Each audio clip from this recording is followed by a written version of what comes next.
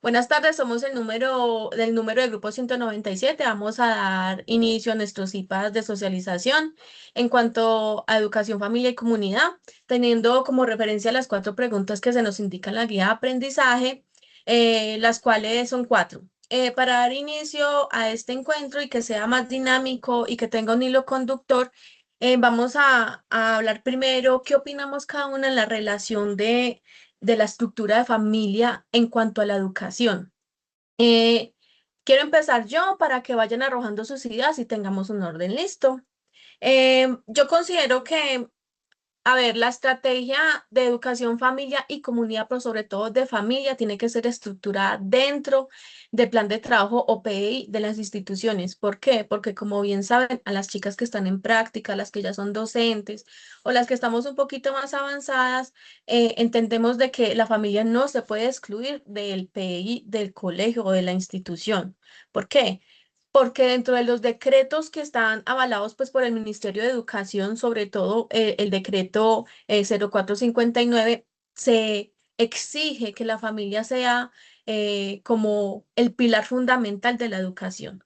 ¿En qué sentido? En que la familia debe ser como la primera mano en los valores y la estructura de formación de un niño o una niña. Entonces, ¿qué hacen los maestros y qué hacen las instituciones? Simplemente moldear esa estructura, moldean las capacidades o las habilidades o las mejoras que tienen los niños y las niñas. Quiero ver de pronto qué compañera tiene algo que agregar, qué opinan de este punto de las preguntas. Bueno, sí me gustaría opinar un poco sobre las cuatro preguntas. Pues, bueno, comprendo que pues la alianza entre familia y escuela pues no es simplemente, digamos que como que un requisito institucional, sino como una necesidad que es fundamental en el proceso educativo de nuestros niños y niñas. Porque no se trata, digamos que únicamente como que de llamar a las familias a que asistan a reuniones, sino de construir un vínculo que sea basado pues en el diálogo, también en el respeto, la confianza mutua. Eh, por ahí en el documento Colombia Aprende, pues afirman que pues la alianza se refiere, digamos que a ese proceso en el cual pues ambas instituciones, que es familia y escuela, definen pues conjuntamente esos criterios y acciones para apoyar pues la formación de los niños y las niñas. Eh, digamos que pues entiendo que solo a través del trabajo conjunto entre estos dos, pues podemos garantizar esos entornos que sean protectores y de un desarrollo, digamos, que sea integral para nuestros niños, que pues les permita a ellos crecer como sujetos de derecho, ¿sí? Entonces, eso por ahora quería comentar. Perfecto, Gina. ¿Alguien más quiere aportar? En este video comparto mis reflexiones sobre la alianza, familia y en la escuela, basada en el webinar de la lectura del reto de hoy. Pues la alianza para mí explica que es un vínculo de corresponsabilidad entre el hogar y la escuela. Esta cita previa en Colombia Aprende 2020, ¿cierto? Si han escuchado, si hemos leído sobre la guía. Y Y tengo otra duda, que ¿cuál es la importancia vincular en la familia? Para mí, esa importancia señala que la familia es el primer entorno de aprendizaje que cita en Castro 2024 y eso conecta con principios pedagógicos y sociales. La alianza de la materia también habla de la comunicación constante, proyectos conjuntos y por la diversidad, mencionando lo que dijo el webinar.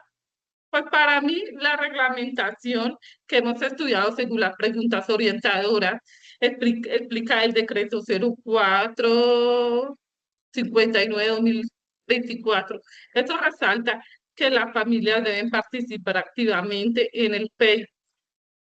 Y como futura docente transformadora de aprendizaje, yo invito, yo he aprendido como yo estoy haciendo las prácticas. Entonces, y he hecho las prácticas inclusivas y he participado en artículos de voz de las familias, de los profesores y esos procesos pedagógicos y he aprendido. Es es algo que no es mirar. Yo estoy hablando sobre la cita, según las preguntas que hemos hecho. Listo, Lina, muchas gracias. Sammy, ¿tú querías hablar? Quería decir que la alianza también se refiere a lo colaborativo entre los padres y docentes y comunidad.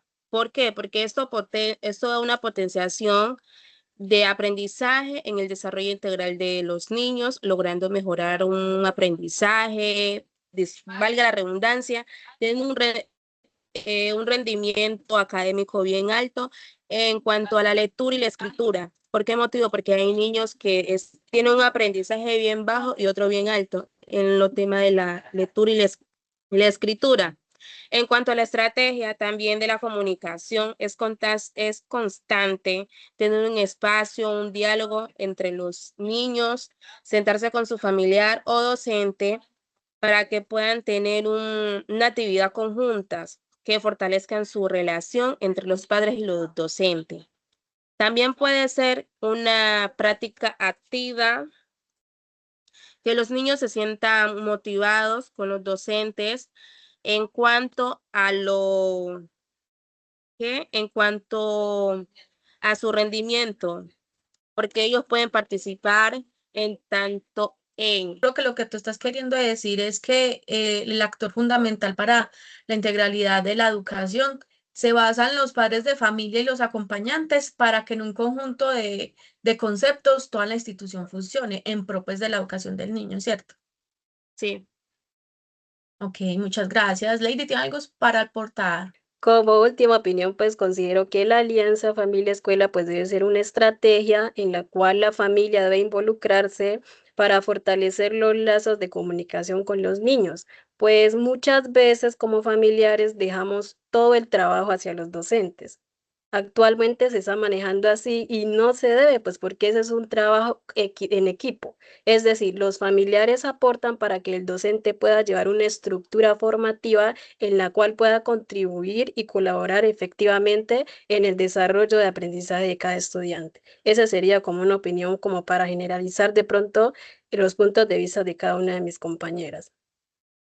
Así es, de hecho, en el video que hicimos, ahí explicamos de que eh, las familias o cuidadores pretenden que esa responsabilidad sea única y exclusivamente de la institución o los docentes. Si bien es cierto que hay una responsabilidad claramente, es un trabajo en conjunto, porque como explicábamos ahorita con las compañeras, ahí no solamente se está potencializando pues los saberes de los niños, sus habilidades, sino también los valores, las dimensiones cognitivas, las dimensiones sociales y las éticas. Si un niño viene con una estructura desde su hogar, desde muchos aspectos, como digo, el niño va a llegar al colegio siendo una buena persona porque tiene ese ejemplo en la casa. Entonces ahí es donde estábamos hablando de alcanzar el desarrollo integral, que vendría siendo como englobar la segunda pregunta, se habla de eso. Si un niño tiene buen ejemplo en la casa y los padres se preocupan por el rendimiento escolar, es un niño que va a tener aprendizajes significativos. Ok, entonces demos paso a comprender un poco las acciones sostenidas, del por qué, o sea, hemos hablado en conjunto en esta reunión de que sí, que es importante entender que los padres de familia tienen una involucración mucho más profunda, que es el pilar de la educación de sus hijos, todo esto, eso lo tenemos muy claro. Pero, ¿qué opinan ustedes de que sean acciones sostenidas? O sea, un ejemplo, acá deben haber madres, yo no soy madre, pero yo supongo que para ustedes como padres de familia es importante saber el desarrollo en sus hijos, de sus hijos en todos los aspectos. Entonces, quería saber ustedes qué opinan, las que son madres y las que no, pues obviamente también porque son docentes en formación, qué opinan del hecho de que sea una constante de los padres de familia. Hablo no solamente de ir a reuniones de notas porque toca cumplir. Hablo de que solamente voy a reclamar un informe final a cada trimestre. No, hablo de cómo piensan ustedes que es importante que las familias se involucren a lo largo de todos esos proyectos en el año. Bueno, yo no soy madre, pero pues soy tía, ¿no? Y pues me he dado cuenta que pues mi hermano, él siempre está súper pendiente, digamos, mi sobrino pues está en preescolar, ¿no? Él siempre está pendiente, o sea, no solo de las reuniones, sino que, digamos, o sea, yo me he dado cuenta que desde esa institución, o sea, tienen una, o sea, sí trabajan lo que es la alianza familiar y escuela, porque a cada rato les hacen hacer actividades, así en conjunto que los incluyen a ellos. Entonces, y también, digamos, en la parte académica, también pues he visto que hay muy buena comunicación tanto con los padres como pues con los niños y pues en eso me he dado cuenta y pues él ha aprendido bastante gracias a esa alianza, digamos, porque él se ha como, ¿cómo lo puedo decir? Como superado, he aprendido más, también allá se ha reflejado lo que él aprende aquí en casa, porque desde pequeño, o sea, mejor dicho, los valores de él se reflejan allá. ¿Por qué? Porque acá en mi casa, pues él vive aquí con nosotros cerca y pues él refleja lo que él aprende aquí, los valores y todo eso. Entonces, pues eso sería. Ok. ¿Alguna de las niñas que están acá es mamá? Para hacerle Sí. una pregunta. Lady, tú eres mamá. No, no soy mamá, pero quería opinar, pero, o Dale, sea, dale, dale, ok, dale. bueno, yo Preguntamos. tampoco, como dice la compañera Gina, no soy madre, pero pues tengo familiares y en ocasiones he asistido como acudientes de pronto a reuniones y digo, realmente es interesante que el propio acudiente o padre de familia asista, porque yo he notado como falencias. Por ejemplo, a mí se me han acercado niños que me dejaron esa tarea, ¿tú me puedes colaborar? ¿Ustedes creen que ese desinterés, como que en no informarse lo que sucede directamente en el colegio para los niños afecta mucho? Entonces, ¿yo qué hago? Los cojo y les voy explicando pues poco a poco cómo se hace cierto ejercicio. Entonces yo digo como que es más de apropiarse y de querer realmente que sus hijos salgan adelante, no es simplemente como que ir a recibir un boletín y ya, o asistí porque sí. No, para eso también existen como escuela de padres en las cuales ellos se involucran y se interesan por sus hijos. Entonces, si yo como madre o como acudiente realmente no me empapo de lo que realmente pasa con mi hijo, ¿ustedes cómo creen que ellos se van a superar o van a salir adelante si desde casa como madres tienen esa falencia? Entonces yo digo que es muy importante realmente apropiarse de nuestros hijos y de los que ellos van a hacer en el colegio. Así es, Lady. De hecho, las chicas que estén de pronto en práctica se van a dar cuenta con el tiempo de la importancia que tienen los padres en la asistencia a las cosas de sus hijos. Ellos lo notan, ellos se dan cuenta. A ellos les perjudica en sus emociones que un padre no vaya a las reuniones, que un padre no participe en las actividades extracurriculares del colegio. Es importante entender también que las docentes y los colegios tienen planificadores. En esos planificadores hay actividades familiares. Por lo tanto, es importante que vayan los padres de familia sobre todo, pero también como su círculo, por ejemplo, los abuelos, los tíos, los primitos, eh, porque eso sí va creando la autoestima y la seguridad de un niño. Es importante crear esa alianza, es que de hecho la palabra alianza abarca un montón de cosas. Vean, les cuento una anécdota. Cuando yo estaba en práctica, yo tenía una niña que tenía dos hermanitos y allá a la mamá le quitaron los dos hermanitos, bienestar familiar y quedó ella sola. Esa niña rebelde hasta más no poder, no le gustaba ser aseada, no le gustaba participar de las cosas y cuando uno le preguntaba por qué le pasaba eso, decía que la mamá no le prestaba atención, que no le interesaba bañarla para ir al colegio, que se preocupaba única y exclusivamente por meter personas a tomar en su casa, una niña de 4 años. Entonces, des en cuenta cómo el ejemplo desde casa y la participación en las actividades en el colegio sí genera algo positivo o negativo en las infancias. Em, También otra cosa que es importante tener en cuenta es la claridad de los roles. O sea, se sobreentiende que el maestro es maestro y el padre es padre. No podemos pretender que el maestro se porte como un padre de familia, ni un maestro, aunque pasa todavía, y eso es de debate, que hay padres que van y se la montan al profesor, que porque el hijo le dijo esto, que porque usted tiene rosca con otros niños y bla, bla, bla. Entonces, hay que tener los roles muy establecidos para evitar problemas a futuro. Por ejemplo, a niñas que están en práctica, eviten dar opiniones de valor. Nunca, nunca hagan eso, se pueden meter en muchos problemas. Una cosa es como le enseñé la tutora líder en la práctica en la que ustedes están y otra muy diferente es que usted lo haga como practicante. Entonces tengan mucho cuidado con eso. Tampoco opinen en las vestimientas, en los padres, no opinen en lo que no tengan que opinar, que cuando ustedes hagan el rol ya como docente titular y trabajen en eso, se van a dar cuenta que cada uno maneja pues su forma de estructurar su enseñanza, ¿cierto? ¿Alguien más quiere dar algún aporte, niñas? Sí, claro, sí tienes razón, chica. Chicas, en mi expectativa, como yo estoy empezando a hacer las prácticas, hoy en día hay algunos niños que tienen discapacidad, ¿es cierto? Vamos a hablar de la discapacidad. Donde yo estoy haciendo las prácticas, hay un niño que tiene una discapacidad de audición. Digamos, no puede escuchar cuando uno lo llama por el nombre, no escucha nada. Entonces, yo he aprendido ahí, digamos, he aprendido y empecé una semana.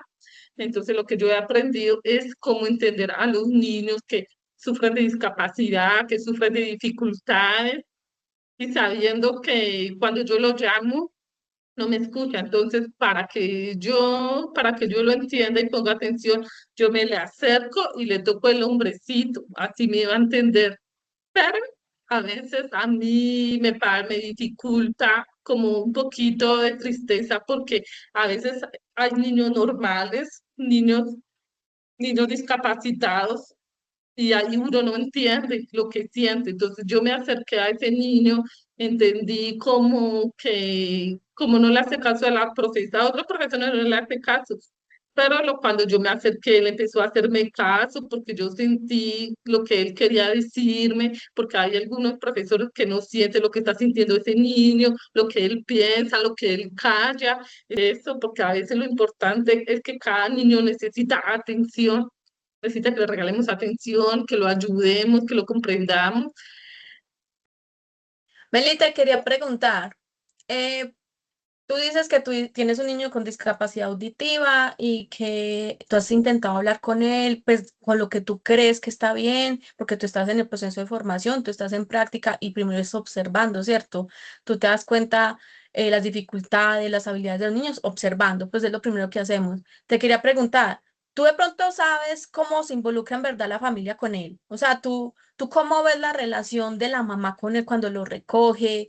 O cómo lo trata, porque por ejemplo en el caso que les contaba, la señora nunca iba por la niña, nunca, mandaba gente XX, y cuando iba la trataba muy mal, la jalaba el brazo, y eso se fue obviamente a investigación pues con psicoorientadora, rector, coordinador y todo eso. Yo qué hacía como practicante, yo observaba de lejos, pero eso no quería decir que a mí no me importara, sí, eso no quería decir pues que yo no me fijara en esos comportamientos, porque eso no deja de ser un aprendizaje para mí, para mi rol docente. Entonces te quería preguntar, Meli, ¿tú ves a la mamá involucrada con el niño? O sea, ¿tú has podido ver cómo es la relación de ellos dos? Pues como te digo, a veces como nosotras somos, como si fuéramos docentes en el futuro, nosotros no podemos meternos, no sé. Pues lo que importante que podemos hacer, hablar con los padres, decirle cómo se siente su hijo en casa, qué tal hace, entonces le ponen atención a eso, pero no meter, sino preguntar cómo es el niño entre ellos, cómo es la relación en casa. Eso es lo que podemos hacer. Pero nosotras no podemos decirle que haga esto, esto, esto, no, porque esa es la corrección de ellos. Ellos tienen cómo saber cómo educar, cómo poner atención, porque nosotras no podemos meternos en eso. Ok, Meli, perfecto, y tienes toda la razón. Eso es muy importante tenerlo claro, por lo menos mientras somos practicantes, porque luego cuando tengamos pues nuestro grupo y seamos ya profesionales, claramente ese rol cambia, ¿cierto? Lo que pasa con la práctica es que sí le da a uno mucha experiencia, le dan como las bases para uno saber qué tipo de docente va a ser y saber el contexto en que se mueven los niños, porque recordemos que no es lo mismo un niño de 13 años a un niño de 5 años, un niño de estrato 1, un niño de estrato 2. Ahí se fue la compañera. Seguramente se le cayó el internet, pero que quede constancia de que ella sí estaba aquí. Bueno, niñas, para dar finalización a este encuentro, creo que Meli había nombrado el decreto 0459 del 2024. La última pregunta se trataba sobre la reglamentación que hay hoy en día para la participación de las familias. Em, pues para mí, yo considero que todavía es muy básica, o sea, tiene muchas falencias. ¿Por qué?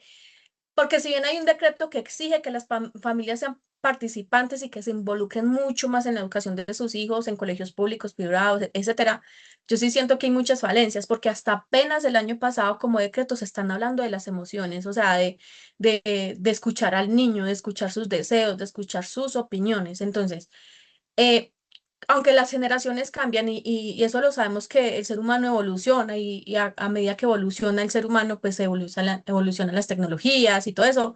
Yo diría que estamos en un punto en que deberíamos utilizar las TIC de mejor manera para poder implementar esto que es de las alianzas de las familias en la educación. Me gustaría saber, ¿ustedes qué opinan con este tema de que hay una reglamentación que exige que las familias participen en las actividades de sus niños en cuanto a las instituciones? Pero también me gustaría saber en qué no están de acuerdo. O sea, es obvio que hay un decreto, que hay una ley, que hay que guiarnos por ella, pero me gustaría saber ustedes qué opinan por mejorar. Porque niñas, vean, yo sé que hay unas más avanzadas que otras, yo eso lo entiendo, pero ustedes les voy a dar un ejemplo. Las que tengan sobrinos, las que tengan hijos o las que estén en prácticas se van a ir dando cuenta que un colegio funciona como una empresa, ¿cierto? Hay reglas y reglamentos que hay que seguir, no solamente reglas en la institución, sino decretos desde el Ministerio de Educación, ¿cierto? Esas reglas y esos estatutos o leyes que tiene el Ministerio de Educación se actualizan conforme lo que le digo, va evolucionando los métodos de educación, evolucionan las familias, etcétera. Según el decreto 0459, se les va a leer más o menos lo que dice, que habla que el sistema educativo tiene que tener como principio la corresponsabilidad de la realidad de los niños en conjunto, institución y padres de familia. Entonces, un ejemplo, yo puedo decir, yo no soy madre como les decía, pero a mí me interesa demasiado el tema de la educación. Y no solamente por el hecho de yo estar formándome como docente, sino porque si hay mejores estrategias y un sistema educativo mejor y las familias participan más, eso significa que va a haber mejores seres humanos en desarrollo, o sea, los niños, ¿cierto? Entonces, por ejemplo, váyanse en eso. Por ejemplo, Gina que decía ahorita que tiene su sobrino. Para usted, Gina, por ejemplo, ¿en qué se está fallando? ¿Qué le gustaría mejorar del sistema educativo? Lady tampoco es mamá, pero yo supongo que tendrá un sobrino, tendrá práctica, podrá haber de pronto una falencia en el aula que le gustaría como que mejorara. No sé, Lina, de pronto en prácticas, a mí no sé si es mamá, si tiene algún niño en su contexto que usted diga, no, vivo en extrema pobreza y veo estas dificultades, o no, yo tengo estos recursos y veo que el vecino no lo tiene o se supone que la educación es gratuita, pero eso es mentira, no funciona así. De ese tipo de opiniones podemos ahondar para darle cierre a la conversación. ¿Listo? Lo que me gustaría como opinar del decreto 0459, eh, que pues este plantea, digamos que sí, los principios que tú nombraste, los cuales son muy importantes, pero pues se podrían mejorar ofreciendo pues, digamos, estrategias más concretas, ¿sí? Para que pues las instituciones sepan cómo implementar lo que es pues la participación de la familia en los contextos diversos, porque digamos es muy diferente en un contexto urbano que en un rural, ¿no? Pues yo consideraría que eso sería.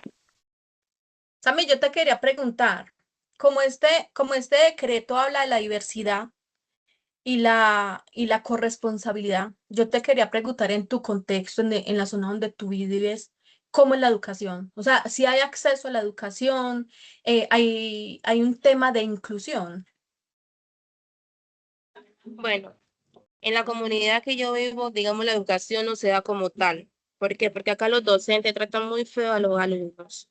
Lo he visto con mis propios ojos. O sea, acá se van directamente, trata bien a los niños de los padres que tienen, ya saben, más o menos dinero.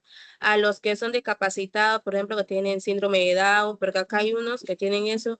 Acá esos niños no los tratan de verdadmente como otros niños normalmente. Acá ellos los aíslan a un lado. Entonces, por lo mucho que uno vaya a dirección a presentar quejas, aunque acá en algunos salones hay cámara, da lo mismo porque no le portan como que cariños a los niños. Y la otra es que no dejan en ese colegio dar prácticas, porque si uno diera prácticas, los niños agarran cariño con los practicantes. Porque acá unos personales que están haciendo lo mismo que, o sea, están estudiando licenciatura en educación infantil, pero un técnico.